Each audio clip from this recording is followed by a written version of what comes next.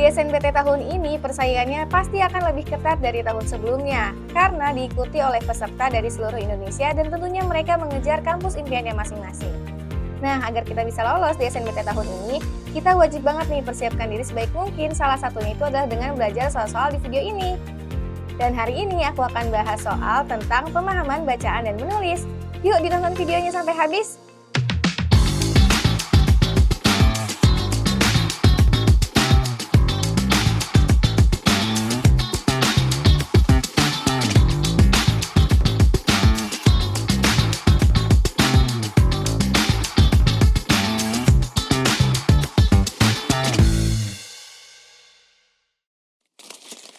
Oke, teman-teman, kita masuk ke soal pertama ya. Untuk soal mengenai pemahaman bacaan dan juga menulis. Nah, di sini kalian bisa lihat nih, ada teks teman-teman yang membahas mengenai kenaikan harga BBM merupakan salah satu tantangan yang dihadapi pemerintah saat ini. Dan untuk seterusnya kalian bisa baca teksnya dengan pause video ini. Kalau udah, yuk kita langsung aja bahas. Ide pokok paragraf di atas adalah A. Pemerintah menyiasati kenaikan harga BBM dengan subsidi. B. Kenaikan harga BBM dapat meningkatkan pendapatan masyarakat.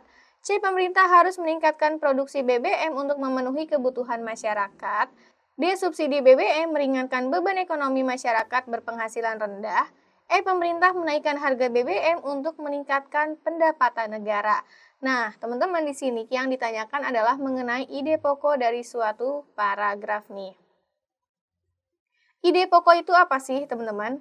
Ide pokok itu adalah inti dari sebuah paragraf dan menjadi sebagai pusat pembahasan. Jadi, ide pokok itu adalah inti dari sebuah paragraf dan juga sekaligus sebagai pusat pembahasan, teman-teman. Membahasnya tentang apa? Intinya tentang apa nih paragraf di sini? Nah, berarti untuk tahu lagi dan lagi kalian harus baca paragrafnya atau teksnya, teman-teman. Nah, di sini kalau kalian sudah baca, maka kalian bisa tahu nih bahwa paragraf di atas ini, teman-teman, membahas tentang pemerintah yang menyiasati kenaikan harga BBM dengan cara subsidi, teman-teman. Nah, di sini kita bisa lihat ya, untuk menyiasati kenaikan harga BBM, pemerintah memberikan subsidi kepada masyarakat. Nah, ini adalah ide pokok nih, teman-teman, dari teks di atas yang menjadi inti bacaannya atau juga menjadi pusat pembahasannya. Nah, berarti kalau kayak gitu, teman-teman, jawaban untuk soal ini adalah yang A ya. Pemerintah menyiasati kenaikan harga BBM dengan subsidi. Oke, kita masuk ke soal nomor 2, teman-teman. Kalau tadi yang ditanyakan itu adalah mengenai ide pokok, sekarang yang ditanyakan adalah mengenai kalimat utama teks di atas nih, teman-teman. Kalian bisa baca ya, teman-teman, di sini membahas mengenai perkembangan teknologi di zaman sekarang ini sangat canggih dan pesat, dan lain sebagainya. Kalian bisa pause videonya untuk baca teksnya. Kalau udah, yuk kita bahas aja langsung. Kalimat utama teks di atas terdapat pada kalimat ke A1, B2, C3, D4, E5. Nah, di sini teman-teman, untuk tahu bagaimana kita mencari kalimat utama dari suatu teks, maka kita bisa pahami dulu nih apa yang dimaksud dengan kalimat utama atau juga bisa disebut sebagai kalimat inti, teman-teman. Jadi kalimat utama ini sama aja dengan kalimat inti dari suatu teks. Jadi nanti ketika kalian juga ketemu soal ditanyakan mengenai kalimat inti, nah itu sama aja dengan kalimat utama ya, teman-teman. Nah, kalimat inti ini apa sih sebenarnya, Kak? Nah, jadi kalimat inti ini adalah kalimat yang memberikan informasi utama atau pesan utama yang ingin disampaikan oleh penulis kepada pembacanya. Nah, berarti bisa dikatakan bahwa kalimat inti ini adalah kalimat untuk menginformasikan pesan dari penulis kepada pembacanya, teman-teman. Nah, bagaimana sih, Kak, nyari kalimat inti ini? Nah, tipsnya itu adalah kalian bisa lihat nih, dari kalimat-kalimat yang ada dalam teks, kalimat mana yang kalau dihapus atau dihilangkan itu akan menjadi rumpang paragrafnya, teman-teman. Nah, karena hal itu adalah kalimat utama yang ingin disampaikan dari si penulis. Nah, di sini kalau kalian lihat ya, teman-teman, kalimat yang kalau dihapus akan menjadikan teks atau paragraf ini menjadi paragraf yang rumpang, itu adalah kalimat yang pertama, teman-teman.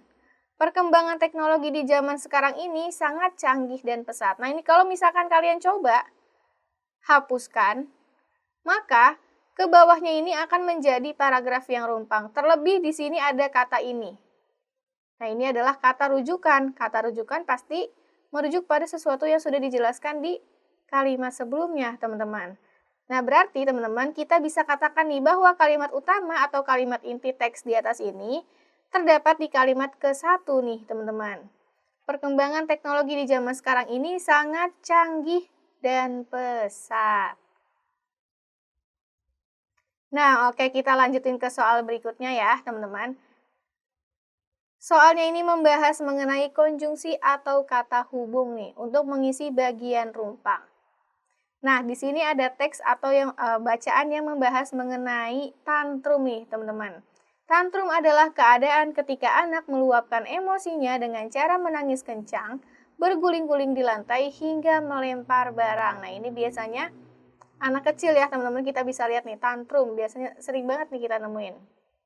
Nah, langsung tapi kita fokus aja ke soalnya. Konjungsi yang tepat untuk mengisi bagian rumpang pada kalimat keempat adalah A dan B namun, C oleh karena itu, D atau E tetapi. Nah, di sini teman-teman, yang ditanyakan adalah konjungsi untuk mengisi bagian rumpang di kalimat keempat. Di sini ya teman-teman, kalimat keempat. Nah, ini ada bagian rumpangnya nih yang aku garis bawah. Bla bla bla bla, tantrum tidak hanya terjadi pada anak-anak, orang dewasa pun bisa mengalami tantrum ternyata nih teman-teman. Nah, di sini konjungsi yang tepatnya itu apa nih? Kalian bisa lihat konjungsinya ada di awal kalimatnya, teman-teman. Nah, untuk lihat nih, teman-teman, konjungsi apa yang tepat untuk mengisi di kalimat 4 ini? Kita bisa lihat aja ke kalimat sebelumnya ya, teman-teman. Di kalimat ketiga ini membahas mengenai tantrum biasanya dialami oleh anak yang berusia 1-4 tahun. Nah, berarti ini menjelaskan mengenai apa nih? Tantrum bisa dialami oleh anak-anak yang berusia 1-4 tahun. Nah, kemudian di kalimat keempatnya ternyata menjelaskan nih bahwa tantrum ini ternyata nggak cuma pada anak-anak aja, tapi orang dewasa juga bisa mengalami tantrum. Nah, berarti teman-teman, antara kalimat 3 dan kalimat keempat ini hubungannya apa nih, teman-teman? Hubungannya itu adalah pertentangan, karena di kalimat ketiganya membahas kalau tantrum itu biasanya cuma anak-anak, usia 1-4, tapi di kalimat keempat menjelaskan kalau tantrum ternyata bukan cuma anak-anak doang nih yang bisa kenanya gitu, tapi orang dewasa juga bisa mengalami tantrum. Nah, berarti teman-teman, kalau kalian lihat opsi jawabannya ada, konjungsi yang menggambarkan pertentangan itu adalah yang B nih, namun. Nah, nantinya di sini akan menjadi, namun tantrum tidak hanya terjadi pada anak-anak, orang dewasa pun bisa mengalami tantrum. Nah, ini sudah memiliki keterkaitan dengan kalimat yang ketiga ya, teman-teman, sebagai pertentangan. Eits, tunggu dulu teman-teman. Sebelum aku lanjutin ke soal berikutnya, aku minta tolong ke kalian dulu nih untuk bantu channel ini agar terus berkembang dengan cara klik like video ini, kemudian subscribe dan nyalain notifikasi karena kita bakal ketemu setiap hari loh. Gak cuma sama aku, tapi ada mentor lainnya juga. Dan jangan lupa share video ini ya teman-teman. Kalau udah, yuk kita masuk ke soal berikutnya. Oke, kita masuk ke soal berikutnya teman-teman mengenai penggunaan tanda baca. Nah, di sini ada teks atau bacaan yang membahas mengenai bunga anggrek nih. Siapa di sini yang suka dengan bunga anggrek? Oke, kalian bisa pause videonya untuk baca teksnya ya, teman-teman. Kalau udah, kita bahas aja. Kesalahan penggunaan tanda baca koma terdapat pada kalimat ke A1, B2, C4, D5, E8. Nah, di sini teman-teman, ketika kalian nanti di SNBT, kalian ketemu sama soal yang teksnya ini panjang, lebih dari 3 paragraf, lebih dari 4 paragraf, kalian langsung aja fokus ke soalnya.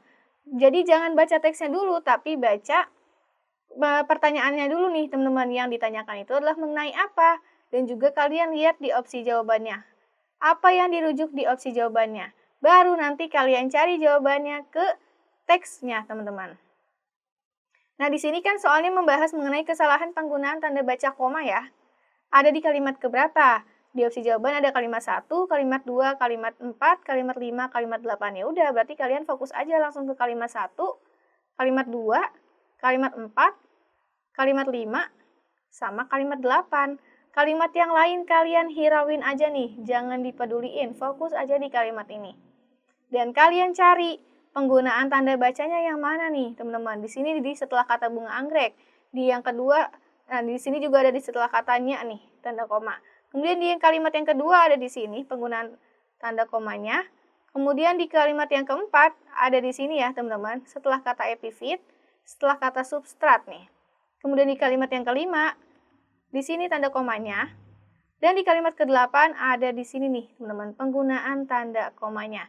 Nah di sini kalian lihat nih, coba kalian lihat, kalian teliti, yang mana nih yang penggunaan tanda komanya itu salah teman-teman, atau tidak sesuai dengan pedoman. Nah, di sini teman-teman, kalau kalian lihat ke kalimat kedua nih, anggrek sering dihargai, koma, karena keunikan bentuk dan warna bunganya yang spektakuler. Nah, coba teman-teman, di sini ada tanda koma di sebelum kata karena. Apakah benar? Tidak ya, teman-teman, karena semestinya di sebelum kata konjungsi karena ini tidak perlu ada tanda komanya, teman-teman. Karena sudah ada ini konjungsinya, jadi tidak diperlukan lagi tanda baca koma, teman-teman. Tanda baca apapun tidak diperlukan lagi. Nah, berarti kesalahan penggunaan tanda baca komanya ini ada di kalimat yang kedua ya, teman-teman, di setelah kata dihargai dan juga di sebelum kata atau konjungsi karena. Nah, kita masuk ke soal terakhir nih, teman-teman, mengenai perbaikan kata di dalam suatu teks. Siska adalah seorang wanita berusia 25 tahun yang bekerja sebagai karyawan swasta. Suatu hari saat sedang bekerja, Siska tiba-tiba merasakan sulit bernafas. Ia merasa sesak di dada. Ia pun segera meminta tolong kepada rekan kerjanya untuk mengantarnya ke rumah sakit. Nah, di sini teman-teman, kalian juga bisa lihat nih mengenai perbaikan kata. Maka kalian juga bisa sama aja dengan kata baku nih, teman-teman. Memperbaikinya itu salah satunya itu adalah dengan kata bakunya. Apakah ada kata-kata yang tidak baku di teks ini, teman-teman? Ada nih, di kata bernafas, teman-teman. Siska tiba-tiba merasakan sulit bernafas.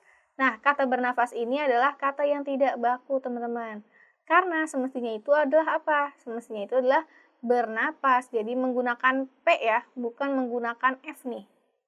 Ini salah, jadi bukan bernafas, tapi harusnya napas. Ini adalah kata baku dari kata nafas, teman-teman. Nah, berarti kata yang harus diperbaiki di dalam teks di atas itu adalah ini. Kata bernafas, semestinya itu adalah bernapas.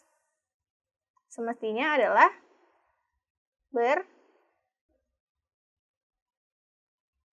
bernapas. Pakai P jadi bukan pakai F. Nah, jadi segitu dulu nih teman-teman soal mengenai pemahaman bacaan dan menulis yang bisa aku sampaikan hari ini ke kalian. Semoga dari soal-soal tersebut bisa membantu kalian ya untuk mempersiapkan diri menghadapi SNMPTN tahun ini.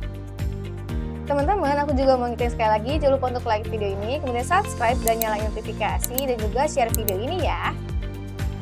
Terakhir, aku mau ucapin terima kasih karena kalian sudah menonton video ini. Kita ketemu lagi di bedah soal selanjutnya dan tentunya dengan soal dan materi yang lebih beragam. Dadah!